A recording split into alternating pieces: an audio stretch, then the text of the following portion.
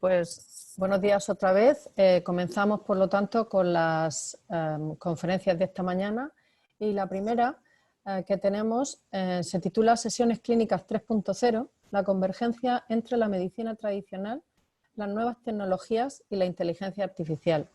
Nos la presenta el doctor Trinitario Sánchez Montón, que es jefe de estudios del área de medicina interna del complejo hospitalario Universitario de Cartagena. El doctor Trinitario Sánchez es doctor en Medicina y Cirugía por la Universidad de Murcia, es especialista en Medicina Interna, como ya os he dicho, es el jefe de estudios y responsable de formación continuada del Hospital Universitario de Cartagena del Área 2, es profesor colaborador honorífico de la Facultad de Medicina de Murcia, es máster en Geriatría y Gerontología por la Universidad de La Coruña, máster en Residencias para la Tercera Edad por la Fundación Española para la Tercera Edad, máster en Dirección Médica y Gestión de Calidad para el Instituto de Salud Carlos III de Madrid y la UNED, máster en Enfermedades Cardiovasculares por la Universidad Autónoma de Barcelona, experto universitario en Epidemiología y Nuevas Tecnologías por el Instituto de Salud Carlos III de Madrid y la UNED, y además está acreditado, como no, por la ANECA como profesor ayudante y colaborador doctor y profesor para una de las universidades de la región de Murcia, que es la Universidad Católica. Pues yo creo que con este currículum trinitario está perfectamente cualificado para contarnos y enseñarnos eso de las sesiones clínicas 3.0. Vamos. Hola, muchas gracias. Tiene la palabra, Trinitario. Buenos días. Muchas gracias, Matilde. Y también muchas gracias, por favor, a Joaquín, porque Joaquín García Están, como yo le he comentado privadamente en los correos, creo que hace falta gente con entusiasmo que lleve adelante proyectos como este, que realmente son una respuesta a las muchísimas incertidumbres que hay en este momento. Yo creo que es una acertada iniciativa. Fijarse que de todo lo que ha dicho Matilde, y antes de que pase a comenzar lo que es la conferencia, de lo que más orgulloso me siento es de haber sido médico. O sea, hace 37 años yo acababa mi carrera de medicina y para mí ese es el momento más importante. Todo lo demás ha sido absolutamente secundario.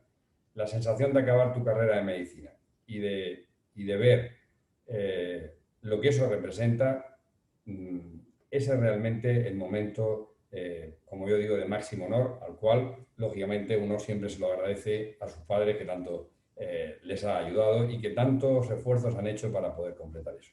Todo lo demás es cuestión de años y viene absolutamente de forma secundaria. Voy a pasar a hablaros de un tema que es un tema por el cual tengo especial pasión. Es un tema que realmente comencé un poco a diseñar lo que iba a ser este tema a partir de muchísimas preguntas y de muchísimas incertidumbres. Realmente, una sesión clínica para la enseñanza de la medicina y de cualquier otra especialidad sanitaria es absolutamente imprescindible porque tiene todos los elementos que podemos exigir. Es decir, podemos tener todos los elementos que un aprendizaje nos puede exigir. Por un lado, tenemos que son personas que se preparan un tema o un caso clínico de una manera absolutamente profesional, con unas máximas exigencias, que es tutorizado por absolutamente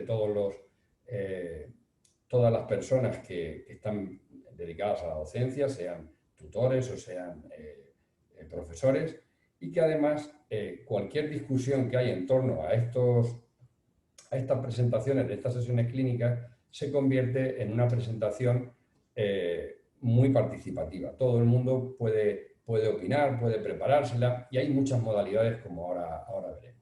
Realmente todas las sesiones clínicas, los modelos, hay muchísimos modelos, pero tenemos casi hay tantos años de experiencia en la preparación de estas sesiones que no hay ni una modalidad de sesión clínica que no sea posible realizarla por técnicas como la que estamos haciendo ahora, técnicas audiovisuales, remoto, de forma virtual. Si nos vamos un poco atrás y vemos los primeros casos clínicos que de estudiantes éramos capaces de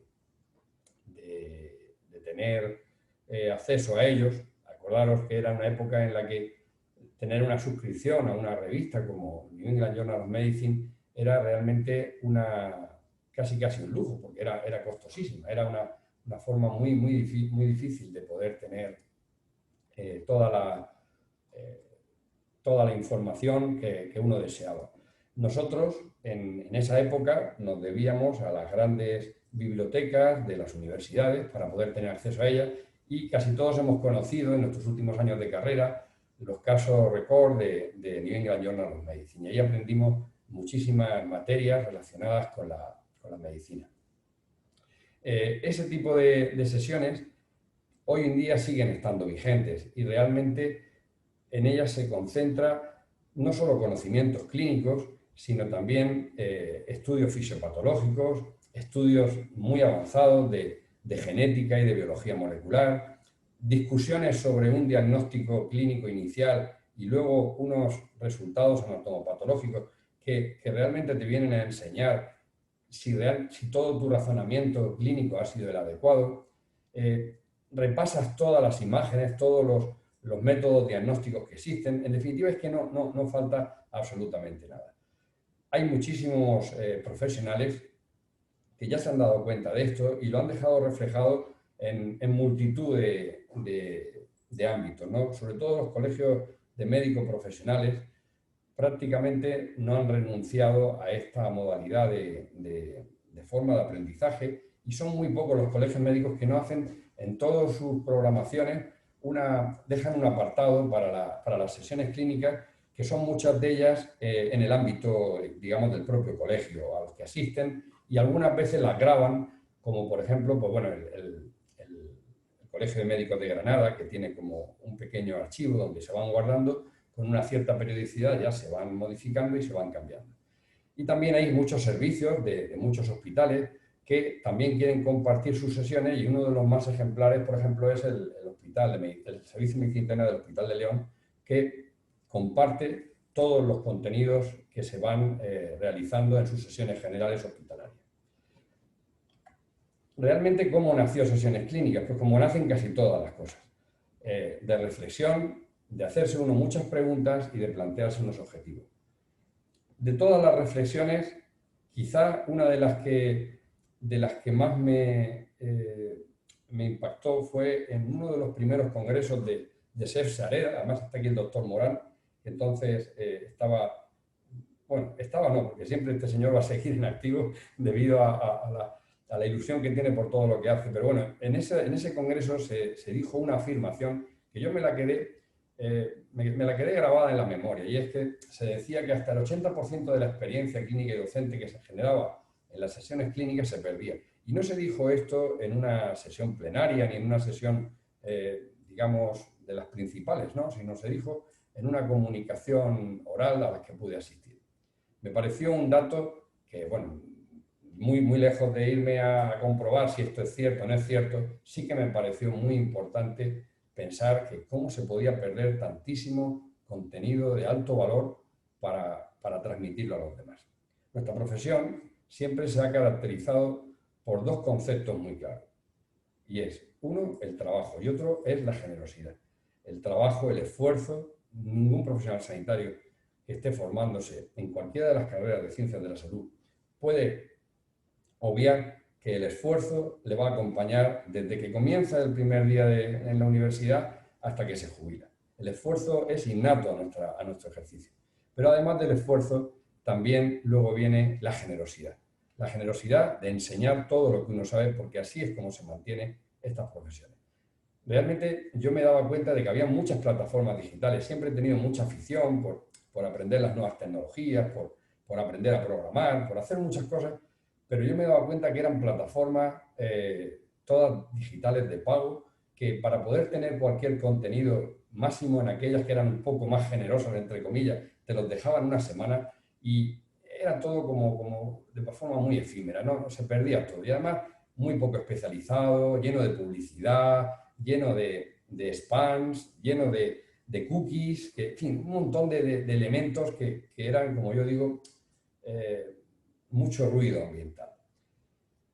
¿Cuál era la pregunta que uno se hace? Bueno, pues si realmente consideras que esto es necesario, ¿qué podemos hacer para que todo lo que ahora mismo hay, que hay muchísimo, lo podamos simplificar y ponerlo al uso, a la utilidad de todos los estudiantes, de todos los profesores y de todos los profesionales, tanto de los que están en formación como de los que ejercen diariamente? Y de ahí, de esas reflexiones y de esas preguntas, bueno, nos planteamos personas que yo les iba convenciendo, intentaba hablar con ellas para que me apoyaran, y Jacinto es uno de ellos que les conté, está ahora conectado, les conté cuando nació este proyecto hace ya casi 3 años, y los objetivos eran claros, era convertirse en uno de los principales recursos docentes en la formación sanitaria especializada, que es ahora una de mis principales competencias, y ofrecer una plataforma en la que los usuarios fueran usuarios activos, es decir, aquel usuario que no solamente se pone delante de la pantalla de un ordenador a aprender, a escuchar, sino que al mismo tiempo genera una serie de contenidos que comparte con otras personas interesadas en sus materias. Fijarse que la web 3.0 ha corrido el peligro, desde luego por mi parte no va a quedar empeño para que esto no ocurra, de pasar desapercibida. Y cuando uno analiza por qué en la web 3.0 iba a pasar desapercibida, es porque hay muchos prejuicios en torno a esta web. La web 3.0, en su nacimiento, que ya son más de 20 años desde las primeras, desde los primeros, digamos, creadores de este concepto, era una web que debería de ser libre y universal. Y cuando digo libre, es gratuita. Eso es uno de los elementos que la web 3.0 nunca puede renunciar a ello. El modelo de inteligencia artificial se integraba, y se integraba realmente en elementos básicos de lo que es la inteligencia artificial, que luego vamos a repasar muy rápido. Los contenidos, además, que se generaban eran usuarios editores, es decir, nadie era un usuario pasivo. Tú participas unas veces aprendiendo y otras enseñando. Y sobre todo, no era necesario conectarse a ninguna red ni meterse en el interior de una red, porque en sí mismo era una red especializada. Claro, todo esto, cuando nació, empecé un poquito en mi andadura y luego con la ayuda de muchos compañeros que generosamente y de manera altruista me ayudaron para difundirlo en una página web que era medicinaydocencia.com, que hoy en día sigue todavía vigente. Sesiones Clínicas 3.0 necesitaba tener el acceso más fácil y más utilizado hoy en día por todo el mundo, que es los smartphones, o bueno, a veces también las tablets o la pantalla del ordenador. Y entonces, para eso, lo digo en nombre personal, porque para deciros la realidad del inicio, no porque yo quiera, bajo ningún concepto, añadirme ningún mérito, pero precisamente para que pudiera ser gratuita y porque a mí el dinero no me sobraba, lo que hice fue aprender a hacer desarrollador de aplicaciones. A través de Play Store Developers hay una serie de condicionamientos que los puedes ir pasando y puedes convertirte en un desarrollador de aplicaciones. De tal forma que la idea era construir nuestra propia aplicación. Una aplicación que también fuera gratuita y que también pudiera tener mucha flexibilidad de cambio. Y por eso se creó una puerta de entrada a ese espacio web que habíamos creado, que era la aplicación Sesiones Clínicas 3.0. Esta aplicación tenía muchísimos puntos fuertes, pero también tenía algunos puntos débiles. Hombre, los puntos fuertes, pues estaba claro, era la ilusión, el entusiasmo de convertir un recurso que nos ha acompañado como mínimo desde hace más de 1000 años. Ahí tenemos la figura de Avicena en la película famosa que la aconsejo a quien no la haya visto, que es una película muy interesante, pero se podían revitalizar ese recurso tan antiguo en una plataforma digital absolutamente participativa en la que todo el mundo no tuviera ninguna limitación de ninguna clase, no tuviera que gastarse ningún dinero por gestionar un conocimiento que lo estamos generando entre todos, para que nadie pueda comerciar con lo que es el propio conocimiento y además en la que la inteligencia artificial, a través de un servidor dedicado muy concreto, podía tener un papel también importante. Y así fue, esos eran los puntos fuertes que considerábamos que Sesiones Clínicas 3.0 podía tener. Pero ¿cuáles eran sus puntos débiles? Puntos débiles era la complejidad, pero no la complejidad en sí del concepto, sino la complejidad de la difusión. ¿Por qué? Pues porque todo el mundo nos hemos acostumbrado a poner marcas y etiquetas a todo. Es decir, yo hago esto pues porque esta es mi institución, esta es mi universidad, este es mi centro de salud, este es mi hospital. En definitiva, todos estamos acostumbrados a poner sello y marca a todo lo que hacemos. Y esto, esta web 3.0 no permite eso si queremos no perder la esencia. Tiene que ser lo que se llama una titularidad compartida, en la que nadie puede tener más protagonismo que otros, porque lo que aquí tiene protagonismo es el conocimiento y es la transmisión del mismo. Entonces, claro, esa era una gran complejidad y un gran punto débil, porque transmitir todo eso y convencer a mucha gente cuesta mucho trabajo. También había otro punto débil que no era tampoco baladí, y era un punto débil que era cómo podíamos hacer que tantos usuarios a la vez fueran editores a la vez, lo que se llama un editor en una plataforma multitarea.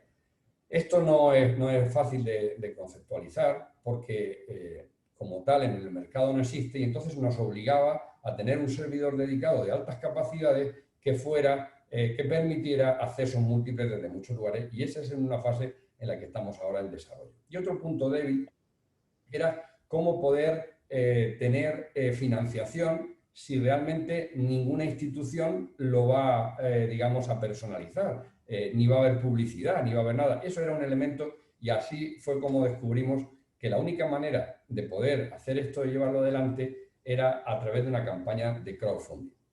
Esa campaña de crowdfunding se hizo primero explicando qué contenidos iba a tener este proyecto. Se hizo en la Fundación Española para la Ciencia y la Tecnología, se ganó en un concurso en el cual tú presentas ideas y el Ministerio avala a través de su fundación estas ideas, y nos lo admitieron como campaña de crowdfunding en la plataforma Precipita.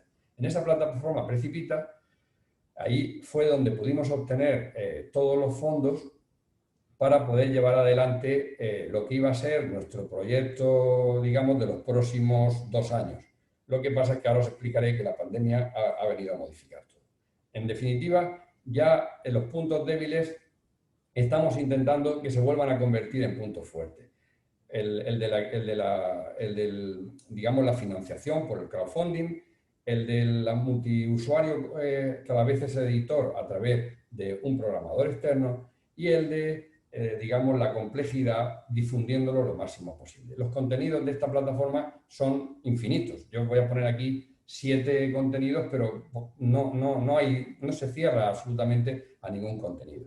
Una biblioteca de sesiones, conferencias, tanto grabadas en diferido como en streaming, bancos de preguntas que te pueden ser clínicas o científicas, publicaciones de los residentes o de los adjuntos o de los profesores, de cualquier persona que quiera participar, formación en 5 minutos, que nos hemos dado cuenta a través de una serie de grabaciones, y utilizando también un programa gratuito que se llama Anchor, de que con 5 minutos puedes enseñar muchísimo y sin necesidad de grandes esfuerzos. Luego, proyectos del investigador Nobel que nos ayudaban a un poco a que los jóvenes puedan entrar en grandes líneas científicas, que luego muchos de ellos acabarán haciendo sus doctorados, etcétera, y intentar en este último contenido aportar algo a esta pandemia brutal.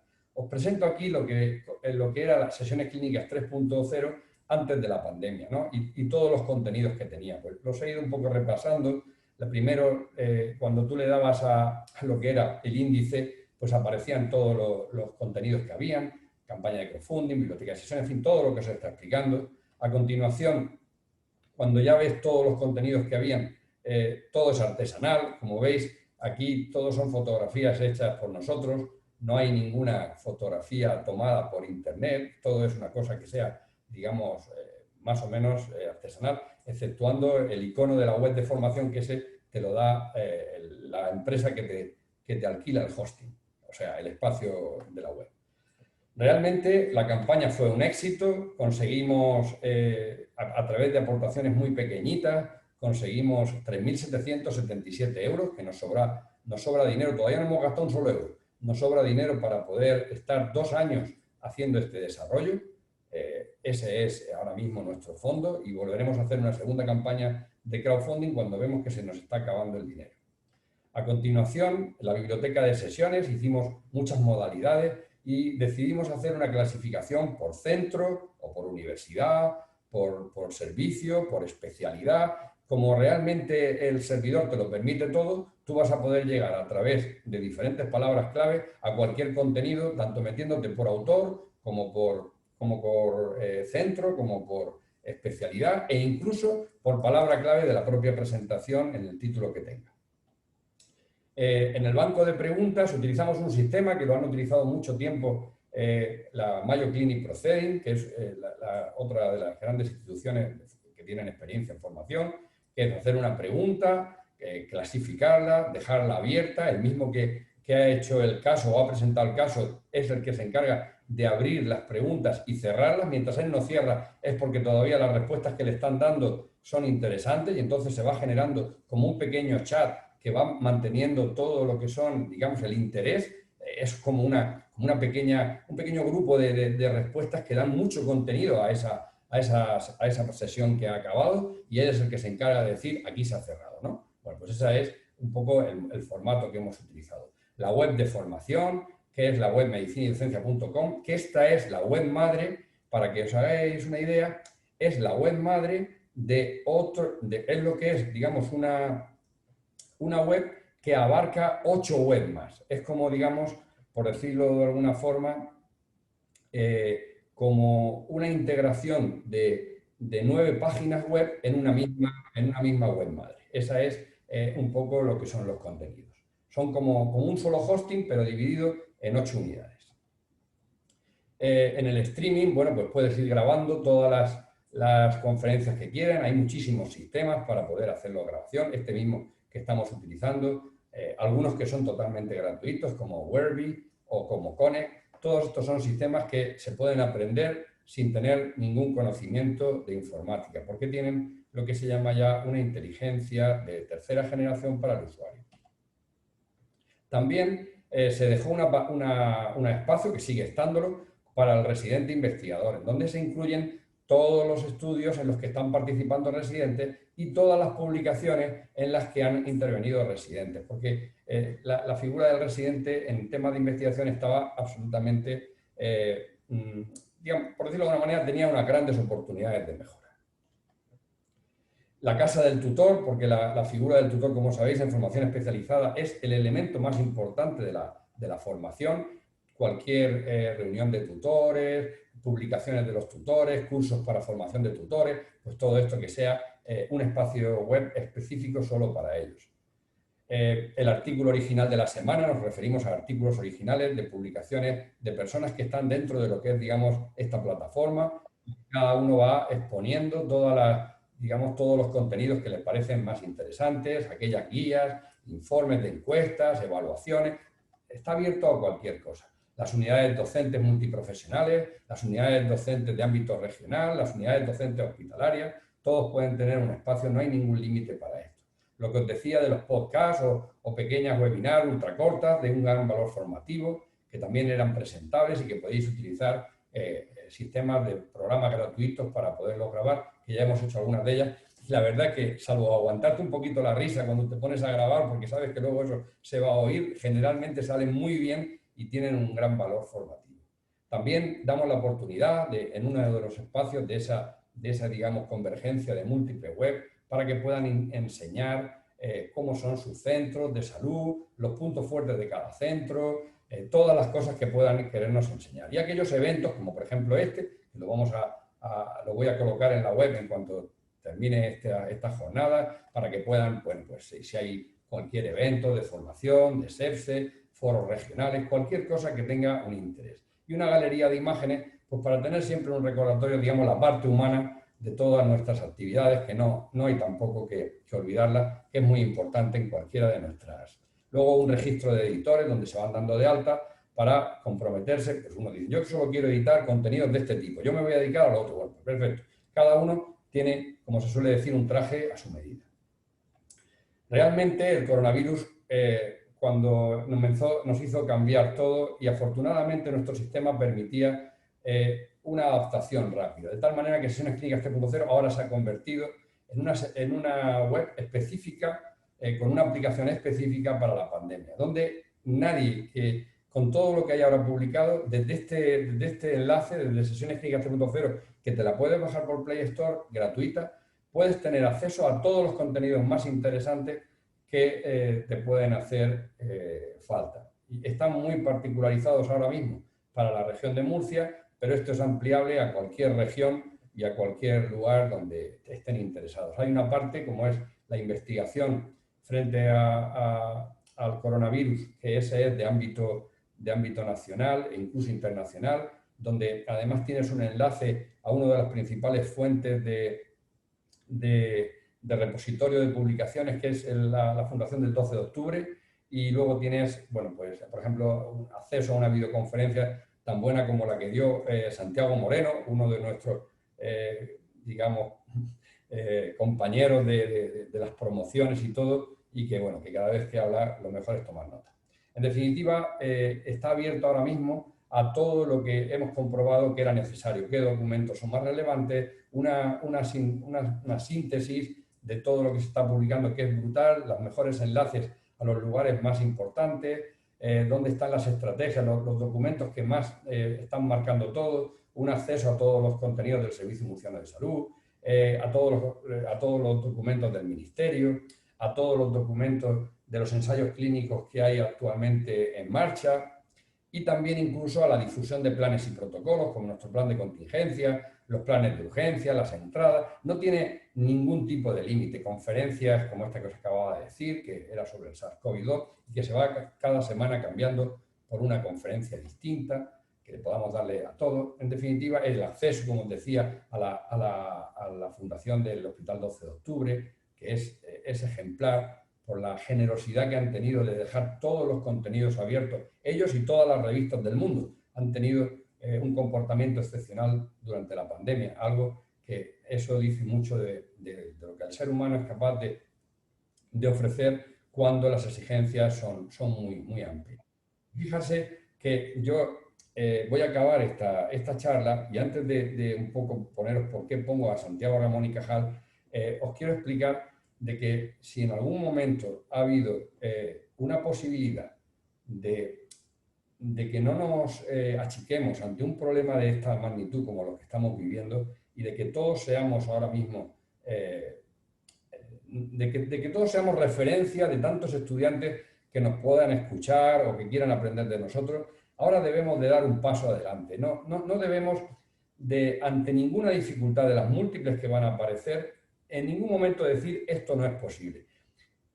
Si algún mensaje he querido transmitir con esta charla es que todo es posible. Es posible que para una persona que nació en los años 60 pues aprenda a programar o aprenda a hacer su aplicación de Apple Store. Imaginaros lo que puede ser capaz un chico de 30 años. Un chico de 30 años puede ser capaz 6 veces de hacer lo que, por ejemplo, un día se me ocurrió hacer a mí o lo que se nos ha ocurrido hacer al resto del equipo que ha venido a continuación. En definitiva, nada es imposible cuando hay perseverancia, una determinación clara y unos objetivos claros.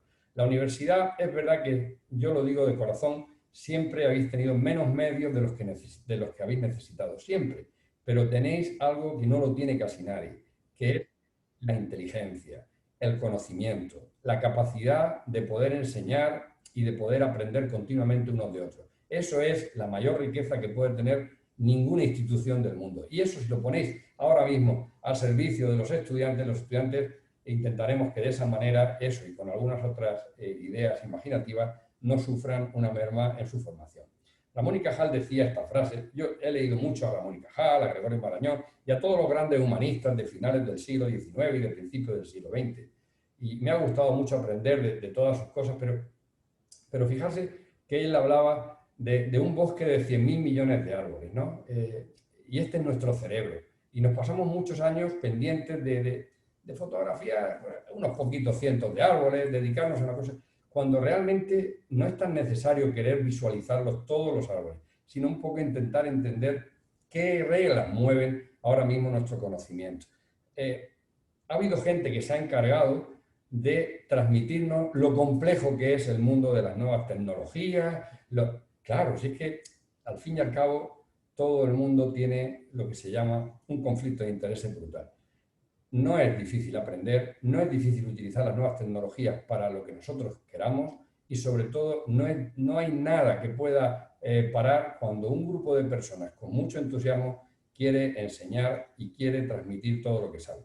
Ese es un poco el lema de la vida de un profesor. Vosotros sois lo máximo a lo que se puede llegar en el ámbito de la docencia y yo os doy primero las gracias por haber permitido transmitir esta charla y en segundo lugar os animo a que pongáis al servicio de todos los estudiantes toda vuestra sabiduría, que es mucha. Muchísimas gracias por todo y espero haber podido transmitir la esencia de este proyecto. Muchas gracias, Trinitario. Súper interesante la charla que nos has presentado. Yo me quedo con lo de que hay que dar un paso adelante y que además querer es poder, ¿no? Y que en esta situación tan complicada en la que estamos podemos hacer muchas cosas, aunque no nos lo creamos. Podemos hacer muchas cosas que pueden servir. ¿Alguien quiere hacer alguna intervención pequeñita para Jesús? Abre el micrófono. ¿Se me escucha ahora? Sí. Muchísimas gracias, Trinitario. Enhorabuena, sobre todo no por el aspecto tecnológico, sino por la generosidad de esta plataforma, que es lo que necesitamos en este mundo, en este momento. Y en segundo lugar, solo un pequeño matiz, una tontería parcial.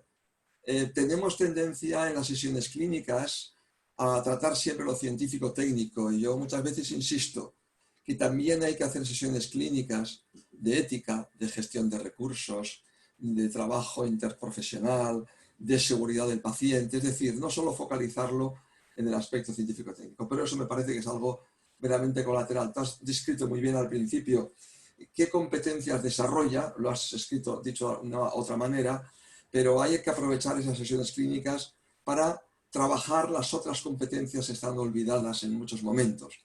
En este momento en concreto, la salud pública y el valor de lo público. Y sin más, enhorabuena, Trini, enhorabuena. Espero que sigas viniendo a Sefsareda, ahora que estoy yo honoríficamente retirado. Gracias.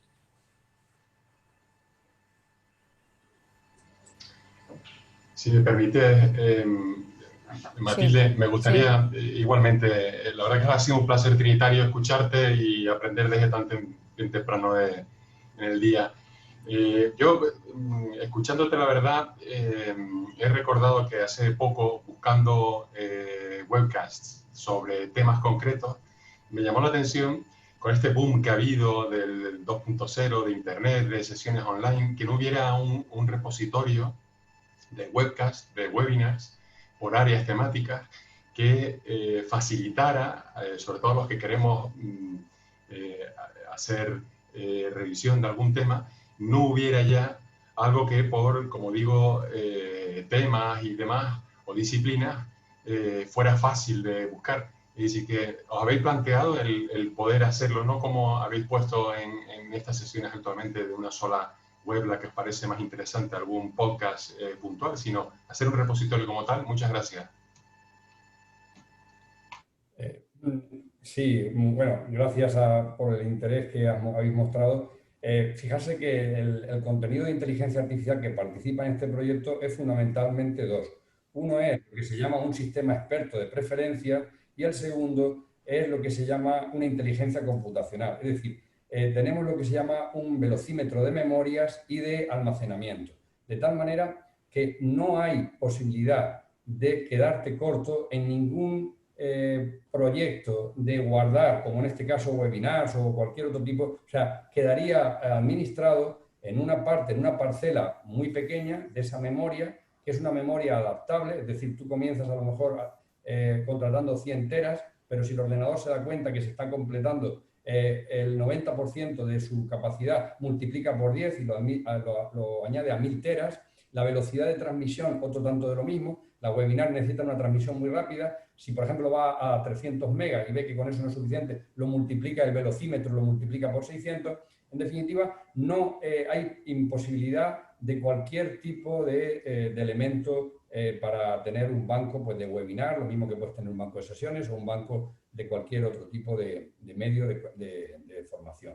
Y además, yo le doy también al doctor Morán la razón de que cuando hablamos de sesiones, tienen que haber sesiones de todo. De hecho, a veces sesiones de quitarse y ponerse una bata o un EPI que no sabemos hacerlo, aunque creamos que es tan sencillo. Es decir, claro que la ética, sin la ética no seríamos probablemente médicos.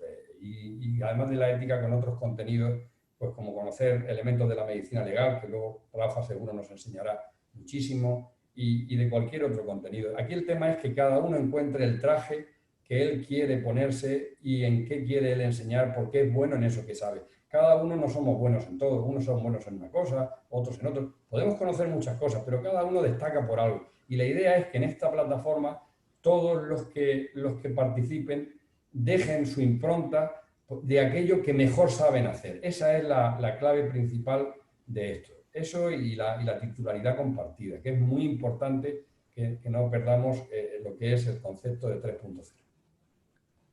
Muy bien, muchas gracias. Doctora González, tienes la palabra unos segundillos. Abre el micrófono. Ofelia, abre el micrófono. Ya.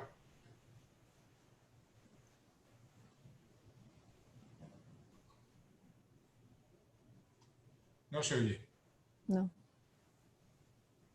Abre el micrófono. Ahora. Es que tenía unos micrófonos que no... Vale. Nada, enhorabuena, sobre todo por el proyecto. Como ya han hablado Jesús y Manuel, la contestación a alguna de sus preguntas me ha solucionado alguna de las dudas que tenía sobre el tema de la inteligencia artificial. Y solamente quería apuntar una cosa, y es que proyectos como este podrían ayudar muchísimo a los estudiantes de último año, justamente en vista de las pocas prácticas que van a poder hacer, ¿no? Con todas esas sesiones. Creo que organizar una docencia a partir de todo eso pues, podría ser una idea muy útil. Nada más, enhorabuena de verdad por el proyecto y la generosidad. Muchas gracias. Muchas gracias, secretario. Simplemente deciros que en el chat os he puesto el enlace si queréis descargar la app. Está disponible en Google Play. No sé si en iOS también la tienes para iOS. No, en iOS todavía no está porque como todavía no hemos gastado €1 y iOS sí que cobra, por eso Claro. no hemos podido todavía poner y no queremos gastar todavía el primer euro, pero muy pronto estará. Pues nada, de momento en Android. Enhorabuena. De nada, muchísimas gracias. Y muchas gracias. Muy bien. Seguimos.